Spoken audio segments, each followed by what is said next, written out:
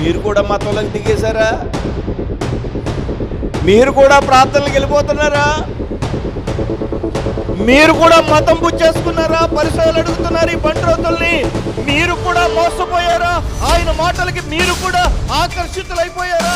మీరు కూడా ప్రపంచంలో ఎవరు మాట్లాడలేదన్నట్లుగా ఆయన గురించి చెప్తున్నారు. అదేంటి? ధర్మశాస్త్రంలో ఇంత ప్రావీణ్యత ఉన్న నాకు, ధర్మశాస్త్రాన్ని బోధించగలిగిన నాకు తిరిగి జన్మిస్తేనే కానీ పరలోక రాజ్యం లేదని చెప్తానండి. మోషే ధర్మశాస్త్రం అంతా ఏమైంది? ఈ ముసలాయనలో పెద్ద డౌట్ వచ్చేసింది. నికోదేమో, నీకు అన్నీ తెలుసు కానీ ఒకటి తెలియదు. ఆ తెలియంది నేను చెప్తాను. ఒక మనిషి పరలోక రాజ్యం వెళ్ళాలంటే నీటి మూలంగాను ఆత్మ మూలంగాను జన్మించాలి. ఈ విషయం నీకు తెలీదు. యేసు ప్రభుని 3 మేకులేసి చంపేశారు. ఆయన వేసిన మేకులు ఆయన పీక్కోలేకపోయాడు, కానీ మన కష్టాలన్నీ ఆయన పీకేస్తాడా అని హేళన చేస్తా ఉన్న జనం కనిపించారు మీకు. వాళ్ళ మీద మనం జాలిపడాలి. ఈ పునరుద్ధానపు ఆదివారం మరొక వర్తమానాన్ని మనం విందాం. ఈరోజు భక్తుడైనటువంటి నికోదేము అనే వ్యక్తిని మీకు నేను గుర్తు చేస్తాను. పేరు చెప్పండి. నికోదేము. నికోదేము అనేటువంటి ఈ భక్తుడు బైబిల్ గ్రంథంలో మనకు కనిపిస్తాడు. యోహాను సువార్తలో, యోహాను సువార్తలో మాత్రమే ఈయన మనం చూడగలం.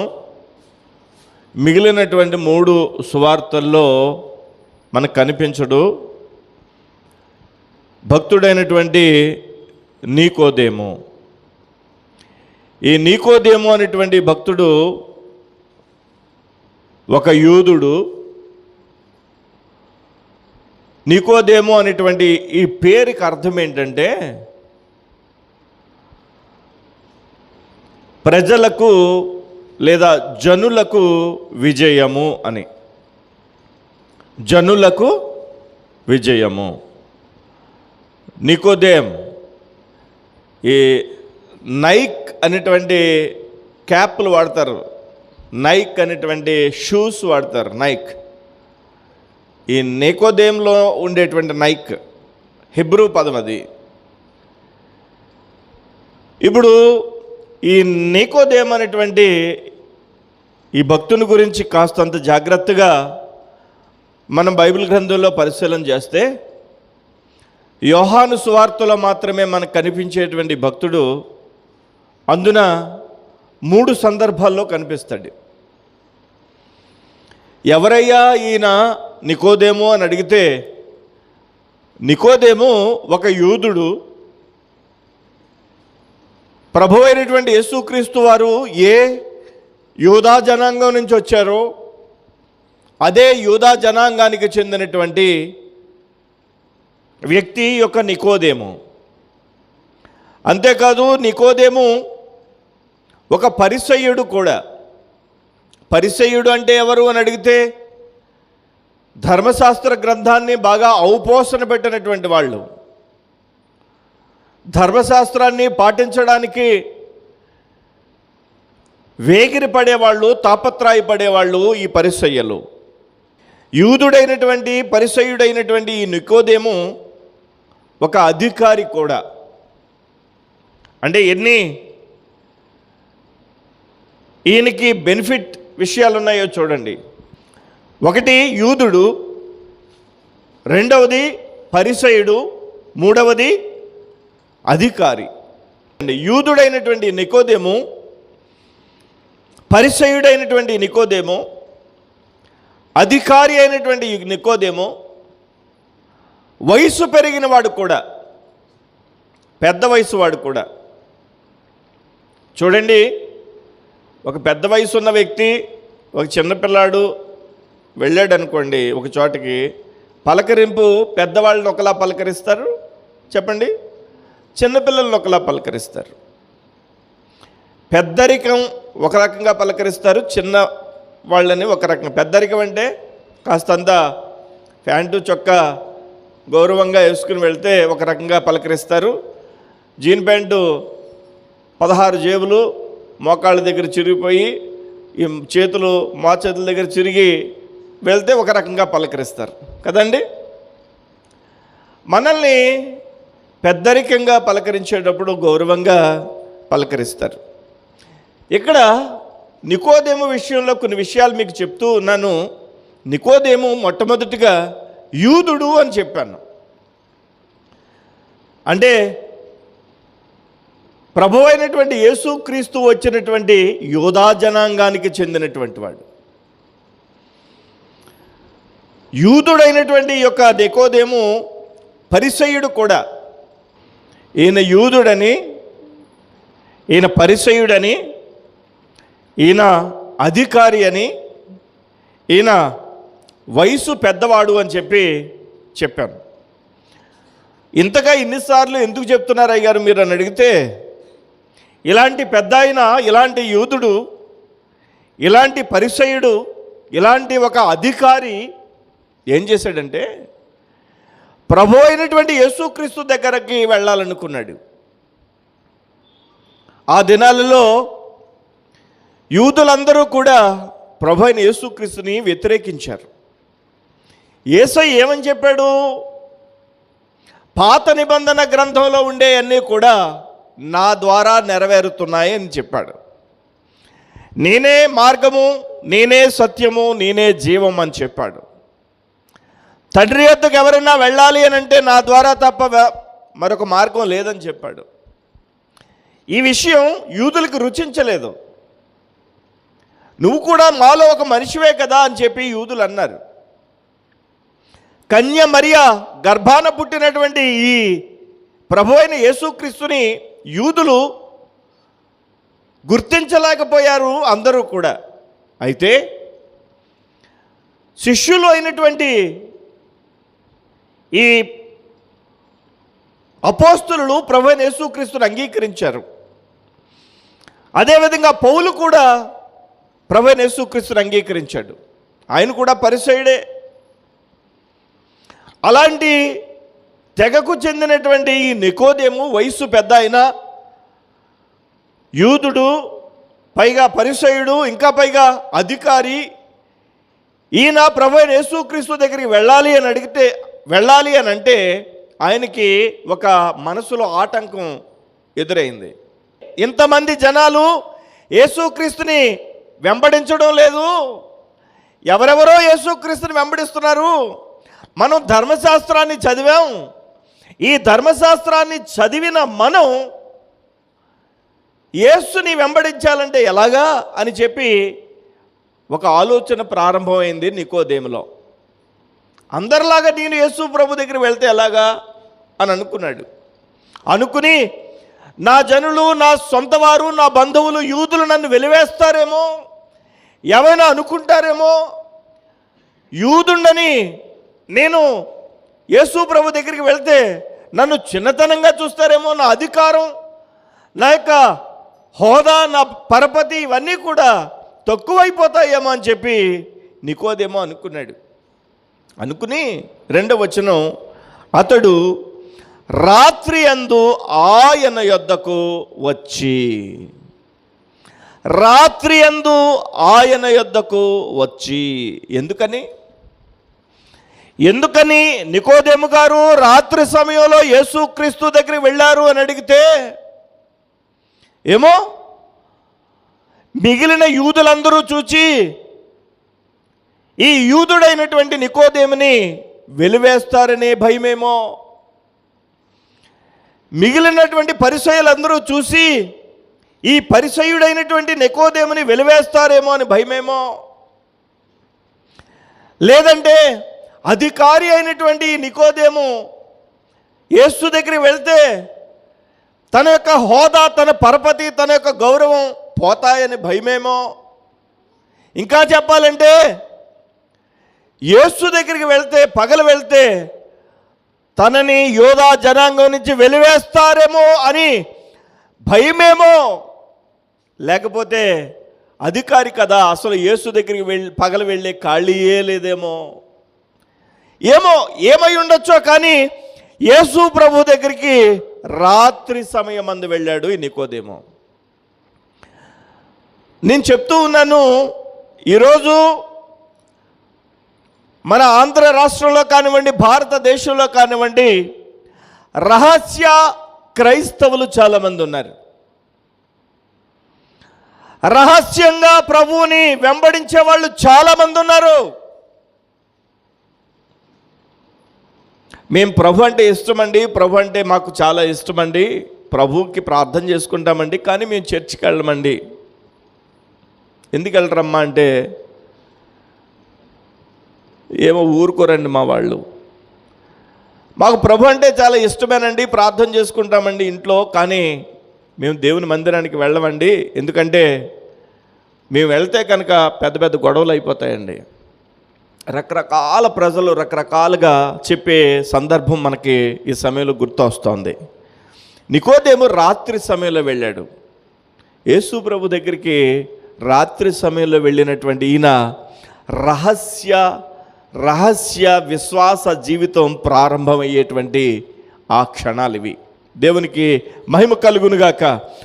అతడు రాత్రి యందు ఆయన యొద్దకు వచ్చి అంటున్నాడు, బోధకుడా, నీవు దేవుని యొద్ద నుండి వచ్చిన బోధకుడవని మేమెరుగుదము. మాకు తెలుసు నువ్వు దేవుని దగ్గర నుంచి పంపబడ్డావు, దేవుని దగ్గర నుంచి వచ్చావు, దేవుని దగ్గర నుండి వచ్చినటువంటి బోధకుడవని మాకు తెలుసు. అంటే నికోదేము లోపల విశ్వాసం ఉంది. దేవుని యొద్ద నుండి పంపబడిన వాడు అని చెప్పి నమ్ముతున్నాడు. అయితే ఇంకా చాలా సందేహాలు ఉన్నాయి ఈ నికోదేములో. అసలు బైబిల్ చదువుతుంటే సందేహాలు వస్తాయి, దేవుని వాక్యం వింటుంటే సందేహాలు వస్తాయి. అసలు సందేహాలే లేవంటే అసలు బైబిలే చదవడం లేదని అర్థం. అసలు సందేహాలే లేవు అని అంటే వాక్యమే సరిగా వినడం లేదని అర్థం. వాక్యం విన్న తర్వాత వాక్యంలోంచి కొన్ని ప్రశ్నలు వస్తాయి, వాక్యం చదువుతుంటే కొన్ని ప్రశ్నలు వస్తాయి. ఈ నికోదేము అనేటువంటి ఆయన తాను ధర్మశాస్త్రాన్ని చదివాడు. యేసుక్రీస్తు చెప్పే మాటలకి ధర్మశాస్త్రానికి మధ్యన ఏదో కాస్తంత కనెక్టివిటీ లేదు అన్నట్లుగా కొన్ని సందేహాలతో యేసు దగ్గరికి రాత్రిపూట వచ్చి అడుగుతున్నాడు, బోధకుడా, నువ్వు దేవుని దగ్గర నుంచి పంపబడిన బోధకుడు అని మాకు తెలుసు. దేవుడు అతనికి తోడై ఉంటేనే కానీ నీవు చేయుచున్న సూచక క్రియలను ఎవడునూ చేయలేడని ఆయనతో చెప్పాను. దేవుని యొద్ద నుండి పంపబడ్డావు, దేవుడు నీకు తోడై ఉన్నాడు అని నికోదేము చెప్తున్నాడు. కానీ యేసే దిగి వచ్చినటువంటి పరమ రక్షకుడని ఆ నికోదేముకి తెలియదు. ఇంకా దేవుని యొద్ద నుండి పంపబడ్డాడని, ఇన్ని అద్భుతాలు చేస్తూ ఉంటే దేవుడు తోడై ఉంటేనే కానీ చేయలేడని నికోదేముకి అర్థమైంది యేసుని గురించి. కానీ ఇంకా కొన్ని డౌట్లు ఉన్నాయి. యేసయ్యతో అలా అంటుంటే 3వ వచనం చూడండి, యోహాను సువార్త 3వ అధ్యాయం 3వ వచనం. అందుకు యేసు అతనితో, ఒకడు క్రొత్తగా జన్మించితేనే గాని అతడు దేవుని రాజ్యమును చూడలేడని నీతో నిశ్చయముగా చెప్పుచున్నాను నేను. నికోదేము ఎవరు? పరిసయ్యుడు. పరిసయ్యునికి ధర్మశాస్త్ర గ్రంథం మీద పట్టు ఉంటుంది, ధర్మశాస్త్ర గ్రంథాన్ని వివరించగలిగిన సామర్థ్యం ఉంటుంది. అప్పటి వరకు ధర్మశాస్త్రాన్ని అంటే పాత నిబంధన గ్రంథాన్ని చదివినటువంటి నికోదేము, పాత నిబంధన గ్రంథాన్ని వివరించగలిగినటువంటి నికోదేముతో యేసయ్య అంటున్నాడు, పరలోక రాజ్యమును వెళ్ళాలి అని అంటే నీవు క్రొత్తగా జన్మిస్తేనే కానీ పరలోక రాజ్యం వెళ్ళలేవు అని అంటున్నాడు. అదేంటి? పరలోక రాజ్యం వెళ్ళాలంటే పాత నిబంధన గ్రంథంలో అనేకమైనటువంటి దేవుని యొక్క ఆజ్ఞలు చూశాను, అవన్నీ చేస్తే సరిపోద్ది కదా అని చెప్పి నికోదేము అనుకుంటున్నాడు. అప్పుడు యేసయ్య అంటున్నాడు, ఇదిగో నీవు పరలోక రాజ్యం వెళ్ళాలంటే క్రొత్తగా జన్మించాలి అని చెప్పి యేసయ్య మాట్లాడుతున్నాడు. ఈ నికోదేముకి ఇంకా పెద్ద డౌట్ వచ్చేసింది. చూడండి 4వ వచనం.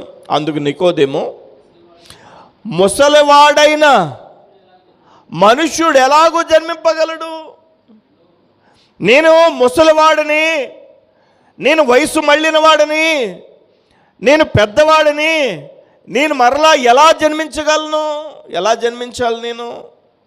ఇంకా అడుగుతాడు, 2వ మారు తల్లి గర్భమందు ప్రవేశించి జన్మింపగలడా అని ఆయనను అడుగగా, మా అమ్మ కడుపులోనికి ఇప్పుడు నేను వెళ్ళాలా?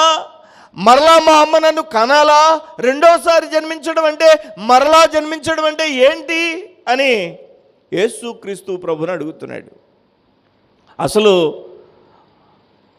క్రొత్తగా జన్మించడం, మరోసారి జన్మించడం అనే వర్తమానం నికోదేము ద్వారా యేసుక్రీస్తు ప్రభువారు ఈ లోకానికి అందించాడు. దేవునికి స్తోత్రం కలుగునుగాక.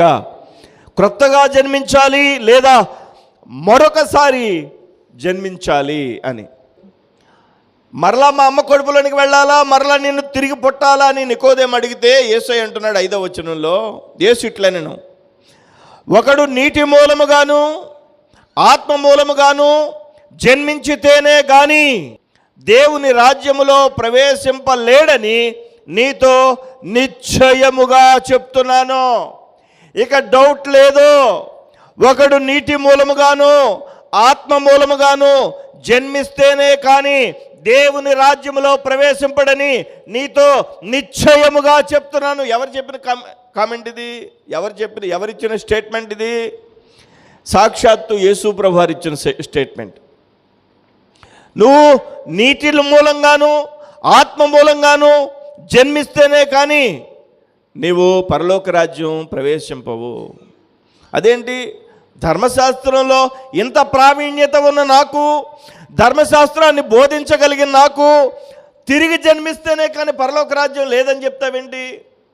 మోషే ధర్మశాస్త్రం అంతా ఏమైంది? ఈ ముసలాయనలో పెద్ద డౌట్ వచ్చేసింది. ఈరోజు సమాజంలో ఉన్న డౌట్ ఇదే. దేవుని రాజ్యం వెళ్ళాలంటే, స్వర్గం వెళ్ళాలంటే మరోసారి జన్మించాలా, మరోసారి పుట్టాలా అని. యేసయ్య అంటున్నాడు, మరోసారి పుట్టడం అంటే నీటి ద్వారా ఆత్మ ద్వారా జన్మించడం అని. హల్లెలూయా! నీటి ద్వారా ఆత్మ ద్వారా జన్మించడం అని. 6వ వచనం చదవండి.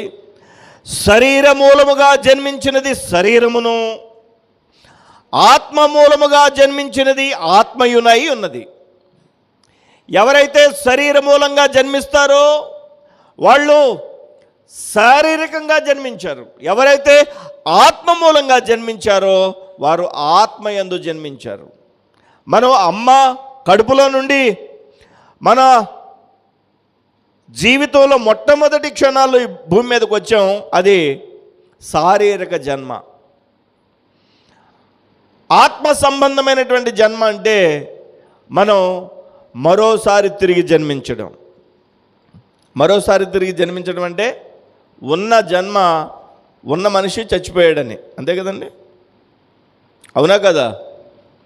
ఉన్న మనిషి చచ్చిపోయిన తర్వాత ఏం చేస్తారు? కప్పెట్టేస్తారు. అవునా కదా? డౌటా? మట్టిలో కప్పెడితే మనిషి బ్రతకడం.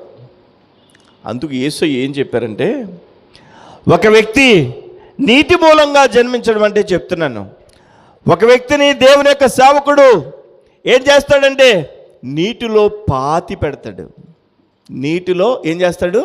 పాతి పెడతాడు. పాతి పెట్టి మరలా తిరిగి లేపుతాడు. దేవునికి స్తోత్రం కలుగునుగాక. ఒక వ్యక్తి మరు జన్మ అంటే ఆ వ్యక్తి చనిపోయి నీటి మూలముగా జన్మించినటువంటి వ్యక్తిగా మార్చబడతాడు. దేవునికి స్తోత్రం కలుగునుగాక.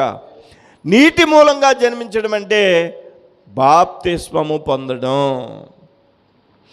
ఎవరైతే బాప్తిసం పొందుతారో, ఎవరైతే నమ్మి బాప్తిసం పొందుతారో, ఎవరైతే ప్రభువునందు విశ్వాసం ఉంచి బాప్తిసం పొందుతారో వారికి మాత్రమే పరలోక రాజ్యం, లేని వారికి నిశ్చయముగా పరలోక రాజ్యం లేదని యేసయ్య నికోదేముతో చెప్తే నికోదేము ఆశ్చర్యపోతున్నాడు.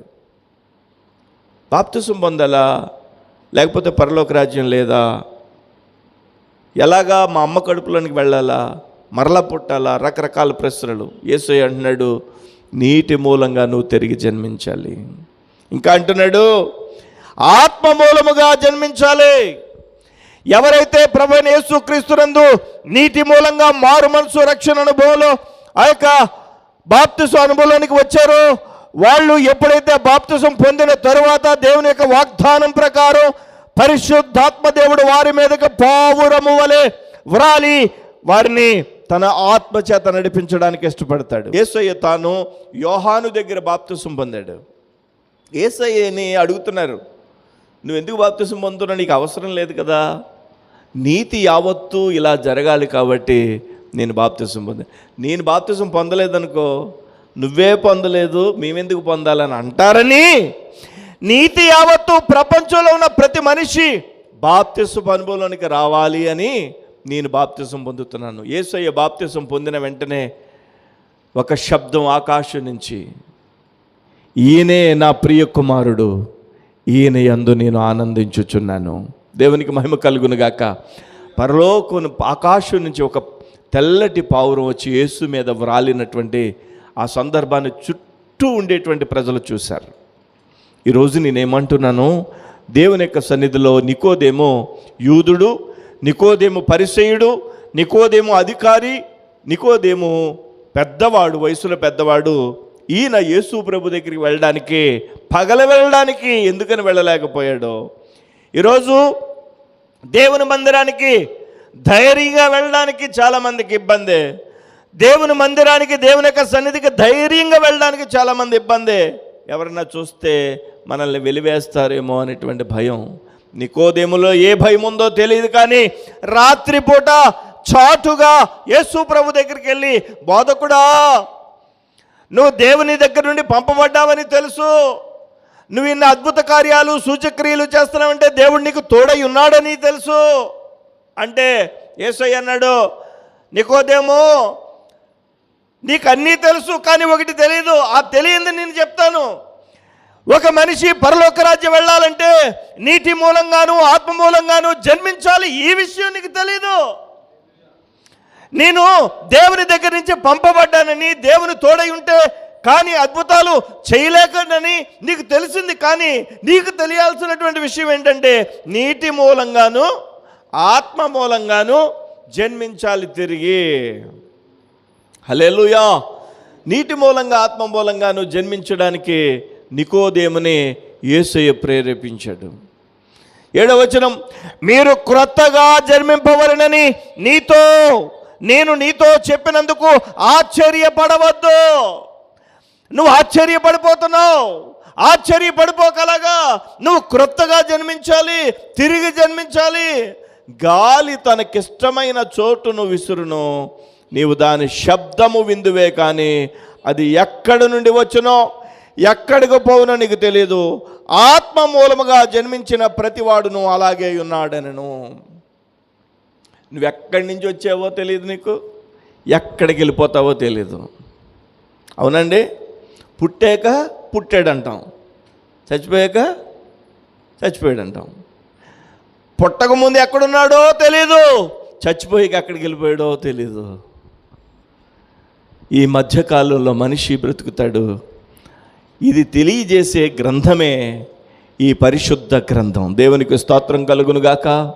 నీటి మూలముగాను ఆత్మ మూలముగాను వాక్యానుసారంగా ఒక వ్యక్తి తిరిగి జన్మించినప్పుడు ఆ వ్యక్తి ఆత్మ చేత నడిపించబడడానికి ప్రభు సహాయం చేస్తాడు. హల్లెలూయా.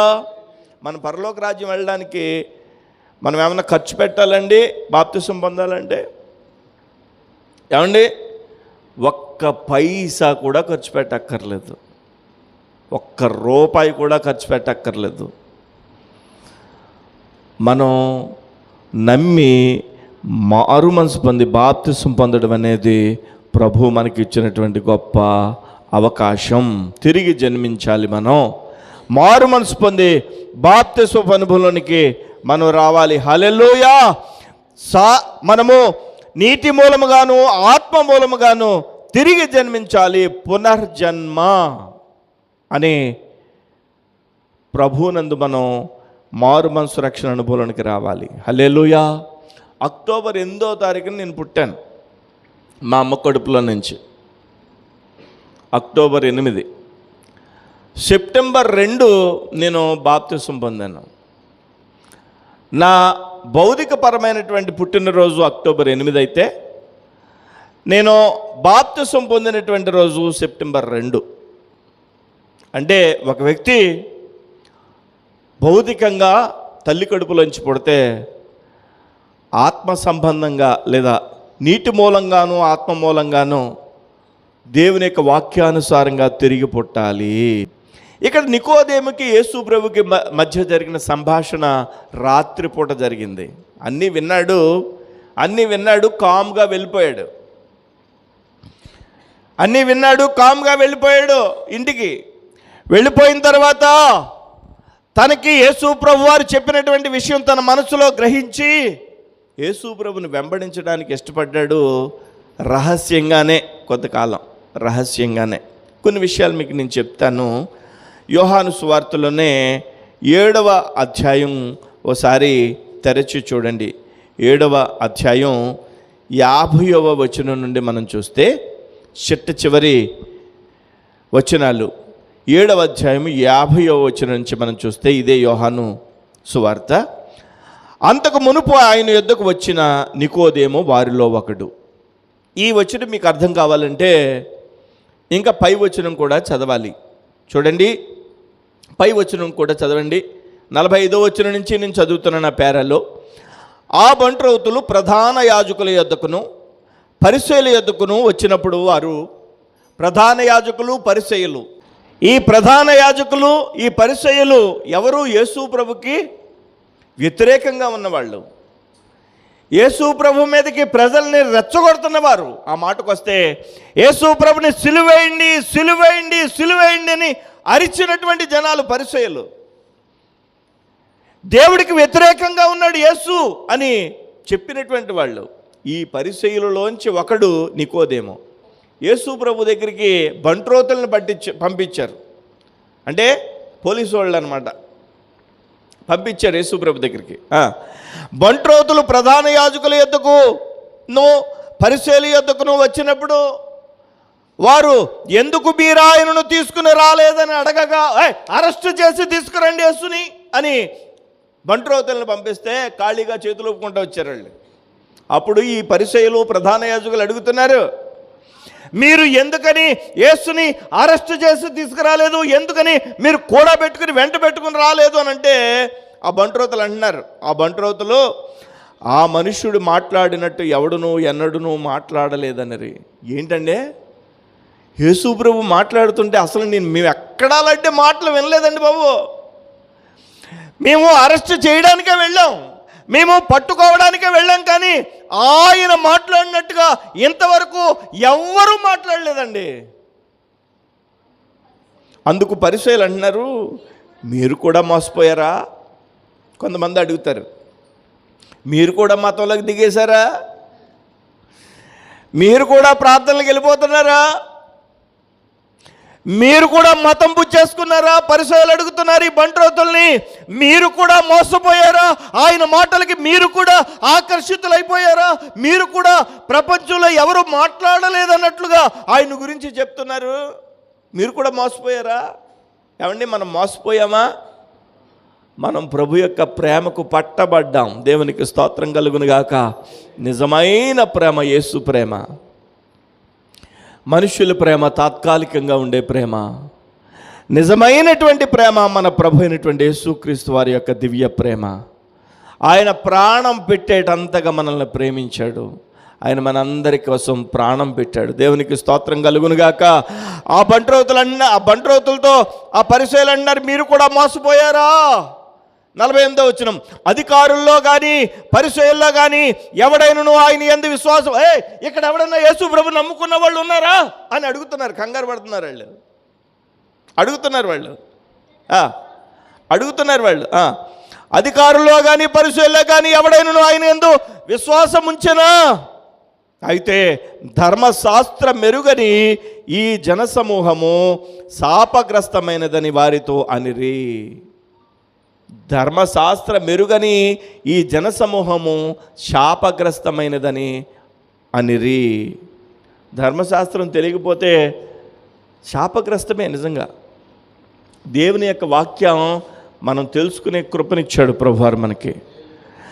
అంతకు మునుపు ఆయన వద్దకు వచ్చిన నికోదేము వారిలో ఒకడు. ఆ పరిసయ్యులలో నికోదేము ఉన్నాడు. నికోదేము యేసుక్రీస్తు ప్రభువారంటే పూర్తిగా అవగాహనలోనికి రాలేదు. ఇంకా అధికారం అడ్డొచ్చింది, తన యొక్క కులం అడ్డొచ్చింది, తన యొక్క మతం అడ్డొచ్చింది, తన యొక్క హోదా అడ్డొచ్చింది. ఇవన్నీ అడ్డు వచ్చి యేసుక్రీస్తు ప్రభుకి నిజమైనటువంటి శిష్యుడిగా మారలేదు. ఇంకా రహస్య క్రైస్తవ జీవితాన్ని అనుభవిస్తూ ఉన్నాడు. ధర్మశాస్త్రంలో పాండిత్యం ఉన్నా, ధర్మశాస్త్రం అంతా తెలిసినా రహస్యంగానే ఉన్నాడు. ఇక్కడ ఎవరైనా యేసు ప్రభుని విశ్వసించిన వాళ్ళు ఉన్నారా అని వాళ్ళు అడుగుతుంటే 51వ వచనం చదవండి. అతడు, ఒక మనుష్యుడు మాట వెనక మునుపు వాడు చేసింది తెలుసుకునక మునుపును మన ధర్మశాస్త్రం అతనికి తీర్పు తీర్చునా అని అడిగాడు. యేసు ప్రభు ఏం చెప్తున్నాడో తెలియకుండా, యేసు ప్రభు ఏమి మాట్లాడుతున్నాడో మనం వెనక మునుపు, ఏం చెప్తున్నాడో మనకు తెలుసుకోక మునుపు ధర్మశాస్త్ర ప్రకారంగా మనం అతని మీద తీర్పు తీర్చొచ్చా?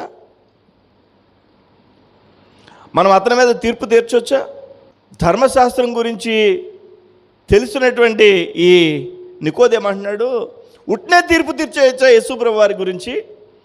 ఆయన ఏం చెప్తున్నాడో వినాలి కదా, ఆయన గురించి మనం తెలుసుకోవాలి కదా. తీర్పు తీర్చేద్దామా, ఆయన్ని అరెస్ట్ చేద్దామా అని ఈ నికోదేము అంటున్నాడు.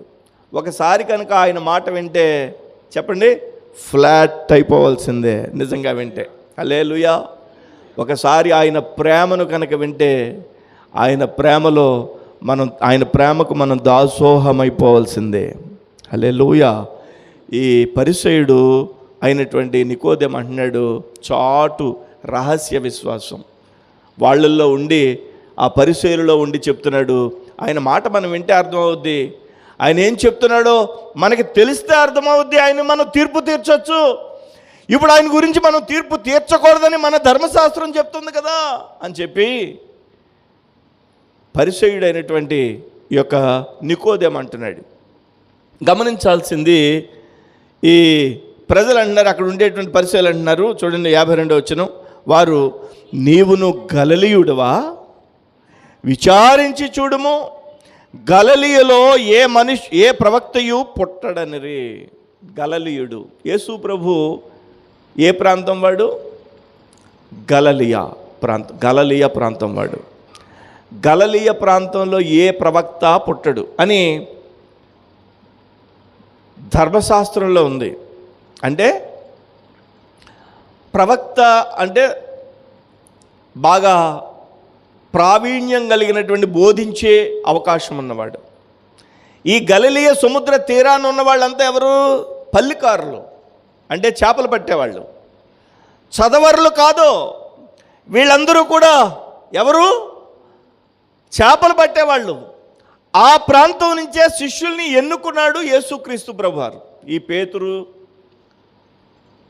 మిగిలినటువంటి శిష్యులందరూ కూడా చేపలు పట్టేవాళ్ళే. ఇప్పుడు ఈ గలిలయ ప్రాంతం నుంచి ప్రవక్త ఎలా వస్తాడు? రాడు కదా. యేసు ప్రభు గలిలయ ప్రాంతానికి చెందినవాడు కదా. ఓసారి చూడు, టెస్ట్ చేయి నువ్వు అని చెప్పి పరిసయ్యుడైనటువంటి నికోదేముకి అక్కడ ఉండేవాళ్ళు అందరూ అంటున్నారు, ధర్మశాస్త్రం గురించి చెప్తున్నావు కదా నువ్వు, ధర్మశాస్త్రంలో ఏమనుంది? గలిలయలో ఏ ప్రవక్త పుట్టడని ఉంది కదా. ఆయన ఎక్కడ పుట్టాడు?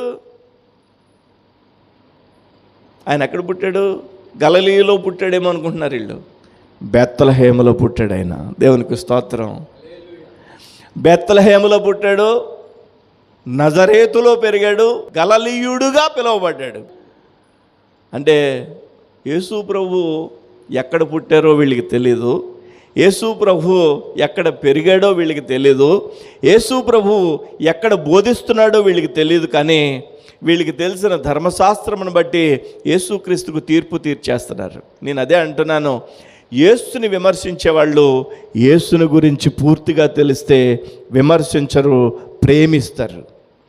విమర్శించే వాళ్ళని మీద మనం జాలిపడాలి. ఎందుకంటే యేసు ప్రభువుని విమర్శించే వాళ్ళకి యేసుని గురించి అర్థం కాలేదన్నమాట. మీరు ఎప్పుడైనా విన్నారా? యేసు ప్రభుని 3 మేకులేసి చంపేశారు, ఆయన యేసుని మేకులు ఆయన పీక్కోలేకపోయాడు, కానీ మన కష్టాలన్నీ ఆయన పీకేస్తాడా అని హేళన చేస్తా ఉన్న జనం కనిపించారా మీకు? వాళ్ళ మీద మనం జాలిపడాలి. కారణం ఏంటో తెలుసా? యేసుని గూర్చిన అవగాహన వాళ్ళకి లేదు. కాబట్టి ఈ ధర్మశాస్త్రం అంతా తెలిసినటువంటి పరిసయ్యులు యేసుని గురించి తీర్పు తీర్చేయడానికి ప్రయత్నిస్తున్నారు.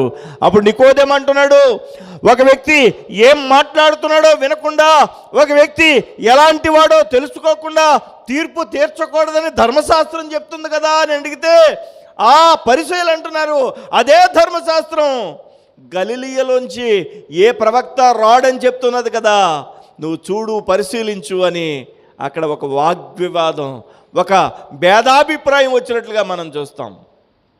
చూడండి, ఒకే ఇంట్లో భర్త ఏమో ప్రభువుని నమ్ముకోడు, భార్య ఏమో ప్రభువుని నమ్ముకుంటుంది.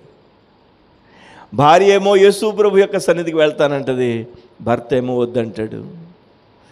ఒకే ఇంటిలో ఉంటారు, ఒకే ఇంటిలో వాళ్ళు ఉన్నటువంటి ఆ ఇంటిలో భేదాభిప్రాయం. తల్లిదండ్రులు యేసు ప్రభుని నమ్ముకుంటారు, పిల్లలు యేసు ప్రభుని నమ్ముకోరు. పిల్లలు యేసు ప్రభుని నమ్ముకుంటారు, తల్లిదండ్రులు యేసు ప్రభుని నమ్ముకోరు. ఇంటి కోడలు యేసు ప్రభుని నమ్ముకుంటుంది, ఇల్లంతా యేసు ప్రభుని నమ్ముకోరు. ఇల్లంతా యేసు ప్రభుని నమ్ముకుంటారు, ఇంటి కోడలు యేసు ప్రభుని నమ్ముకోదు. భేదాభిప్రాయాలు. యేసయ్య అన్నాడు, నేను ఎందుకు వచ్చానంటే తల్లిదండ్రులకు పిల్లల్ని, పిల్లలకు తల్లిదండ్రులని మధ్య భేదం పుట్టించడానికి నేను వచ్చాను. అర్థం కాలేదు ఆ మాట ప్రజలకి. యేసుప్రభు వస్తే అందరినీ ఏకీకరణ చేయాలి కదా, మధ్యలో భేదం ఎందుకు పుడుతుంది? అవును, పుడుతుంది. ఎందుకంటే తిరిగి జన్మించిన వాళ్ళకి, తిరిగి జన్మించలేని వాళ్ళకి మధ్యలో భేదాభిప్రాయాలు వస్తాయి.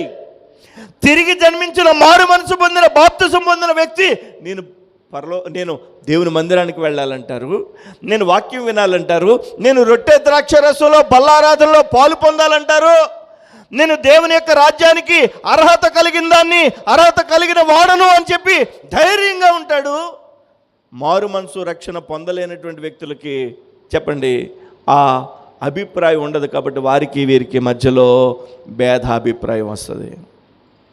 నికోదేము గురించి మీకు అర్థమవుతుందండి. నికోదేము రహస్య జీవితం, రహస్య క్రైస్తవ విశ్వాసం కొనసాగిస్తున్నాడు. రహస్య క్రైస్తవ విశ్వాసం. సరే, ఇంకొక విషయం చూసి నేను ముందుకెళ్తాను. ఇదే యోహాను సువార్త 19వ అధ్యాయము 39వ వచనం చదవాలి. చూడండి, 38వ వచనం నుంచి కూడా చదువుదాం. అటు తర్వాత, యూదుల భయము వలన రహస్యముగా యేసు శిష్యుడైన అరిమతయి యోసేపు తాను యేసు దేహమును తీసుకుని పోవుటకు పిలాతునొద్ద సెలవడిగెను. బాగా వినాలి, ఇది బాగా వినాలి. యేసు ప్రభుని సిలువేశారు. సిలువేయమని అడిగింది ఎవరు? సిలువేయమని అడిగింది ఎవరు? ఈ పరిసయ్యులే. రోమీయులతో పాటుగా ఈ పరిసయ్యులే అడిగారు. శాస్త్రులు, పరిసయ్యులు యేసు ప్రభుని సిలువేయండి అనే కేకలు వేశారు. సిలువేశారు యేసు ప్రభుని. మరణించాడు యేసయ్య. మరణించిన తర్వాత సిలువ మీద నుంచి క్రిందకి దించాలి. సిలువ మీద నుండి క్రిందకి దించి ఆయనని ఖననం చేయాలి. అవునండి. అప్పుడు అప్పటి వరకు రహస్యంగా విశ్వసించినటువంటి అరిమతయ యోసేపు అనేటువంటి ఒక ఆయన ముందుకు వచ్చి, నేను ఆయన బ్రతుకుండగా ఆయన్ని వెంబడించలేదు, ఆయనను బ్రతుకుండగా ఆయనకి నేనేమి చేయలేకపోయాను, కనీసం ఆయన మరణించిన తర్వాత ఆయన శరీరమైనా నాకు ఇవ్వండి అని అడిగాడు. ఆయన శరీరమైనా నాకు ఇవ్వండి అని అడిగాడు. ఒక విషయం చెప్పనా, కొంతమంది బ్రతుకుండగా వాళ్ళ విలువ అర్థం కాదు, చచ్చిపోయాక అర్థమవుద్ది వాళ్ళేంటో. బ్రతుకున్నప్పుడు వాళ్ళ విలువ అర్థం కాదు. ఆ వ్యక్తి చచ్చిపోతే ఆ మరుక్షణం అర్థమవుద్ది ఆ వ్యక్తి యొక్క విలువేంటో. యేసు ప్రభు బ్రతుకున్నప్పుడు అర్థం కాలేదు, విలువ అర్థం కాలేదు. యేసు ప్రభుని కొడుతున్నప్పుడు, యేసు ప్రభు మీద ఉమ్మి వేస్తున్నప్పుడు, యేసు ప్రభుని చిత్రహింసలు పాలు చేస్తున్నప్పుడు యేసు ప్రభు ప్రేమించాడే, ఆ ప్రేమ ఆయన చచ్చిపోయాక గుర్తొచ్చి ఆయన బాడీ అయినా ఇవ్వండి అని అడిగాడు.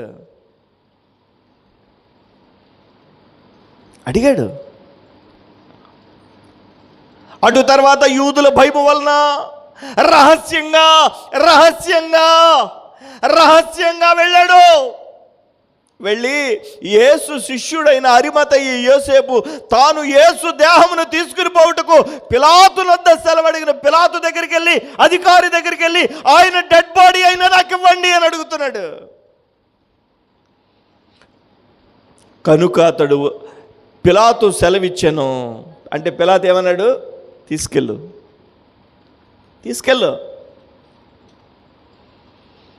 కనుక అతడు వచ్చి యేసు దేహమును తీసుకుని పోయాను. ఒక విషయం చెప్పనా, యేసు దేహాన్ని ఎలా తీసుకుని వెళ్ళి ఉంటాడో అరిమతయి యోసేపు, సిలువ మేంచి కింద పెట్టేస్తే ఆయన డెడ్ బాడీని బహుశా నేను అనుకుంటున్నాను భుజాన వేసుకుని యేసు దేహాన్ని పట్టుకుని వెళ్ళిపోతున్నాడు అరిమతయి యోసేపు. లోక రక్షకుడిని నేను సంపాదించుకున్నాను, ఆయన బ్రతుకుండగా ఆయనతో నేను ఎక్కువ చనువుగా లేకపోయినా ఇప్పుడు ఆయన ఒక శరీరాన్ని నా భుజాన మీద వేసుకుని వెళ్తున్నానని చెప్పి యోసేపు వెళ్తున్నాడు. ఎక్కడికి వెళ్తున్నాడో తెలుసా, తన కోసం తవ్వించుకున్నటువంటి ఆ సమాధిలో యేసుని పెట్టడానికి. ఇప్పటికీ యూదుల్లో ఉన్న గొప్ప ఒక సంప్రదాయం ఏంటంటే, వాళ్ళు బతుకుండగానే వాళ్ళ సమాధిని సిద్ధం చేసుకుంటారు. తెలుసా, మా ఇంటి సమాధి ఇది అని వాళ్ళు కట్టేసుకుంటారు.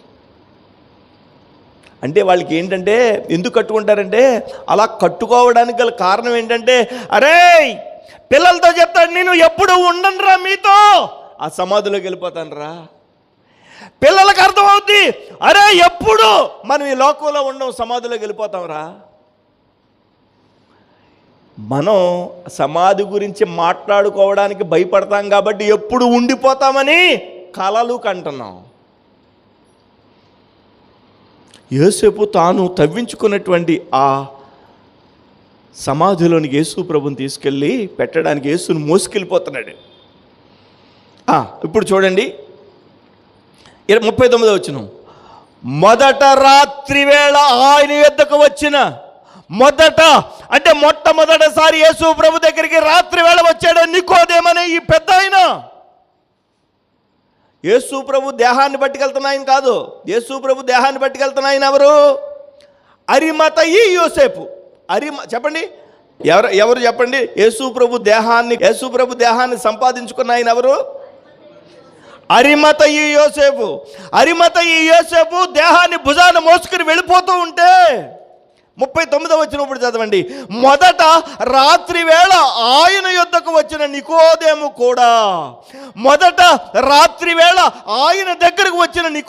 కూడా, మొట్టమొదటిసారి రహస్యంగా వెళ్ళాడు నికోదేము అనే ఈ యూదుడు, ఈ పెద్ద ఆయన, ఈ పరిసయ్యుడు, ఈ అధికారి మొట్టమొదటిసారి వెళ్ళినప్పుడు రహస్యంగా వెళ్తే ఇప్పుడు ఏం చేస్తున్నాడు తెలుసా? అరిమతయి యోసేపు కూడా వెళ్తున్నాడు, ఆ దేహం కూడా వెళ్తున్నాడు. ఎవరైనా చూడండి, నేను ఐ డోంట్ కేర్ అంటున్నాడు అరిమతయి. ఈ యొక్క నికోదేమో తెగింపు. దేవునికి స్తోత్రం. యేసుని వెంబడించడానికి ఆటంకాలు వస్తాయి. యేసుని వెంబడించేవాడు ఎలా ఉంటాడో తెలుసా? I don't care. హల్లెలూయా. పరిస్థితులు ఎలా ఉన్నా కానీ నేను ప్రభు అయిన యేసుకు చెందిన వాడినని సాగిపోతాడు. మీకు అలాంటి ఆటంకాలు ఏమైనా ఉన్నాయా? అంత భయంకరమైనటువంటి ఆటంకాలు మీకు ఏమైనా ఉన్నాయా? అరిమతయి యోసేపే యూదులందరి ఎదుట ఆ యేసు ప్రభు యొక్క దేహాన్ని రహస్యంగా వెళ్ళి తెచ్చుకుని తాను తీసుకెళ్ళిపోతున్నాడు. ఈరోజు కాకపోతే రేపైనా తెలుస్తుంది యేసు దేహాన్ని నేను పట్టుకెళ్ళానని ధైర్యంతో వెళ్తున్నాడు. అప్పటి వరకు చాటుగా రాత్రిపూట వెళ్ళి ప్రసంగాలు విన్నటువంటి నికోదేము ధైర్యంగా యేసేపు కూడా వెళ్తున్నాడు యేసు ప్రభు యొక్క దేహాన్ని తీసుకుని. చూడండి, వెళ్తూ ఏం చేశాడు తెలుసా ఈ నికోదేము? మొదట రాత్రి వేళ ఆయన యొద్దకు వచ్చిన నికోదేము కూడా బోళముతో కలిపిన అగరు రమారమి 150 సేర్లు ఎత్తు తెచ్చాను. 150 సేర్లు అత్తరు తీసుకెళ్ళాడట. నా ప్రభువా నీ శరీరానికి పోస్తానయ్యా. యేసు ప్రభు యొక్క దేహాన్ని తీసుకెళ్తున్నటువంటి ఈయన అగరు ఆ అత్తరుని తీసుకుని వెళ్ళాడట. ఒక విషయం తెలుసా? అత్తరు రాసుకున్నటువంటి వ్యక్తి చాటుగా ఉండగలడా? అత్తరు రాసుకున్నటువంటి వ్యక్తి, చింటు రాసుకున్న వ్యక్తి, మా వీధిలో చిన్నప్పుడు దాసరి సత్యనారాయణ గారు అని ఒక ఆయన ఉండేవాడు. దాసరి సత్యనారాయణ గారు. ఆయన వీధిలో వెళ్తున్నాడు అనుకోండి, ఆ వీధిలో ఇంటి లోపల వాళ్ళకి కూడా సత్యనారాయణ గారు ఇలాగ వెళ్తున్నారని తెలిసిపోయేది. దాసరి సత్యనారాయణ గారు ఇలాగ వెళ్తున్నారని తెలిసిపోయేది. అత్తరు రాసుకుంటే చాటుగా ఉండలేం, మరుగున ఉండలేం. ఇప్పుడు తను ఏం చేస్తున్నాడో తెలుసా? రాత్రిపూట మొట్టమొదటి వెళ్ళాడు కదా, ఇప్పుడు తన లోకమంతటికి తెలిసేటట్టుగా అత్తరు పూయడానికి వెళ్తున్నాడు. అత్తరు పూయడానికి వెళ్ళడంలో ఉన్న సాదృశ్యం ఏంటో తెలుసా? ఇదిగో నేనే యేసు ప్రభుకి సాక్షిగా ఉంటున్నానని బాహాటంగా వచ్చేయడం. దేవునికి స్తోత్రం. నికోదేము తన పెద్దరికం మొట్టమొదట రోజు అడ్డొచ్చింది, తన యొక్క హోదా మొట్టమొదటి రోజు అడ్డొచ్చింది, తన యొక్క అధికారం మొట్టమొదటి రోజు అడ్డొచ్చింది, తన యొక్క కులం, తన మతం మొట్టమొదటి రోజు అడ్డొచ్చాయి నికోదేమికి. కానీ యేసు ప్రభు యొక్క దేహాన్ని అరిమతయి యోసేపు తీసుకెళ్తుంటే తన వంతుగా 150 సేర్లు అత్తరుని తీసుకెళ్ళి ఆ దేహానికి పూసాడు. దేవునికి మహిమ కలుగునుగాక. ఒక విషయం గమనించాలి, మనం రహస్య క్రైస్తవులమా లేదా బహిరంగంగా క్రీస్తును వెంబడించే వారంగా ఉన్నామా? మనం యేసు ప్రభుని వెంబడించడానికి మారుమనసు రక్షణ, తిరిగి జన్మించుట అనేది జరగాలి. బాప్తిసం పొందామండి, మేము ప్రభు బిడ్డలమండి అని చెప్పుకోవాలి. దేవునికి స్తోత్రం కలుగునుగాక. మిమ్మల్ని నేను మరలా ప్రేరేపిస్తున్నాను, మారు మనసు బాప్తిసం పొందలేకపోతే నా 2 చేతులు జోడించి అడుగుతున్నాను. మీరు ఎప్పుడైనా ఒంటరిగా కూర్చున్నప్పుడు బాప్తిసం తీసుకోండి ప్లీజ్ అని అన్నాం, చచ్చిపోయిన అన్నం. ఈ పుల్ఫిట్ దగ్గర నిలబడినప్పుడు దండం పెట్టి అడుగుతా, బ్రతిమలాడుతా, నా సోదరులు మీరు, మనందరం పరలోకి వెళ్ళాలి. ఎప్పుడు మన మరణమో తెలీదు, ఎప్పుడు మనం చనిపోతామో తెలీదు. మన మరణదినం కంటే ముందే బాప్తిసం పొంది, మన మరణదినం కంటే ముందే నీటి మూలంగాను ఆత్మ మూలంగాను మనం జన్మించి ప్రభు యొక్క రాజ్యానికి హక్కుదారులుగా ఉండాలి. మొట్టమొదటిగా రహస్యంగా ప్రారంభించిన నికోదేము ఆత్మీయ జీవితం చిట్ట చివరిగా అత్తరులాగా అనేక మందికి సువాసన వెదజల్లేటువంటి ఆ సాక్షార్థమైన జీవితంతో ముగిస్తున్నాడు. నికోదేము వలె మనం కూడా ప్రభువుని వెంబడించాలి. ఈ సమాజానికి సువాసన,